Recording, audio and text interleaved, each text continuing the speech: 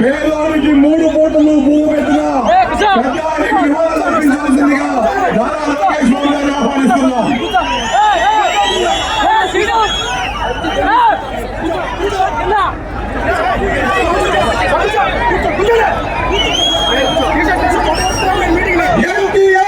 Psycho ఆ తాగుడు బొత్తులు కూడా 25 సంవత్సరాలు తాకట్టు పెట్టి అప్పు తెచ్చుకున్నాడు. అవునా కదా? అవునా కదా? ఆంధ్రప్రదేశ్ లో ఏ నిర్ణయం చేయాలన్నా, ఏ పాలసీ తీసుకోవాలన్నా సచివాలయంలో, విజయవాడలో ఉండే సచివాలయంలో నిర్ణయాలు జరుగుతాయి. అవునా కదా? ఏ నిర్ణయమైనా ఆ సచివాలయాన్ని కూడా ఏం చేశాడు? సచివాలయాన్ని కూడా తాకట్టు పెట్టి అప్పు తెచ్చుకున్నాడు. మీరందరూ గుర్తుపెట్టుకోండి.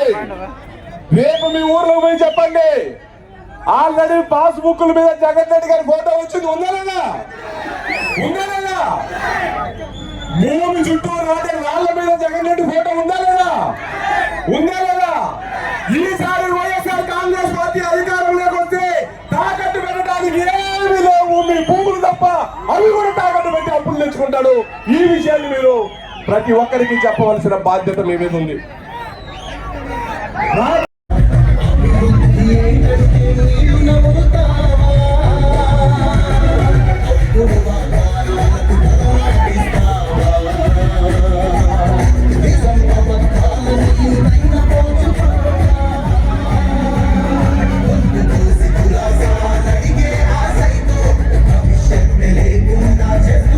అందరికీ స్వాగతం, సుస్వాగతం. మరి కాసేపట్లో మనందరి అభిమాన యువ నాయకులు పుట్టపర్తి సభ ముగించుకొని మరి కాసేపట్లో ఈ ప్రాంగణానికి విచ్చేయబోతున్నారు. బయటుండే తెలుగుదేశం పార్టీ కుటుంబ సభ్యులందరూ కూడా దయచేసి సభా ప్రాంగణం లోపలికి రావాల్సిందిగా కోరుకుంటున్నాం. అదేవిధంగా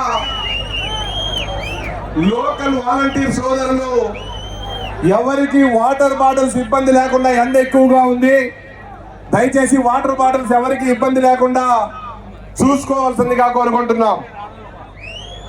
తెలుగుదేశం పార్టీ కదిరి నియోజకవర్గ తెలుగుదేశం పార్టీ కార్యకర్తల సత్తా ఈ బహిరంగ సభ క్రమశిక్షణతో విజయవంతం చేసుకోవడం ద్వారా ప్రపంచానికి తెలియజేయవలసిందిగా కోరుకుంటూ, మరి కాసేపట్లో మన నాయకుడు వస్తాడు కాబట్టి మనందరం క్రమశిక్షణగా ఉండి సభను విజయవంతం చేసుకోవాల్సిందిగా కోరుకుంటున్నాం. ఇప్పుడే సభా ప్రాంగణానికి ఇచ్చేసినటువంటి పెద్దలు, కదిరి నియోజకవర్గ తెలుగుదేశం పార్టీ గుండె చప్పుడు కదిరి నియోజకవర్గ ఇన్ఛార్జ్ పెద్దలు కందికొండ ప్రసాద్ గారిని సాదరంగా ఆహ్వానిస్తా ఉన్నాం. సహకరించాలి, దయచేసి సహకరించాలి. మధ్యలో ఎవరు నిలబడకూడదు. వాలంటీర్స్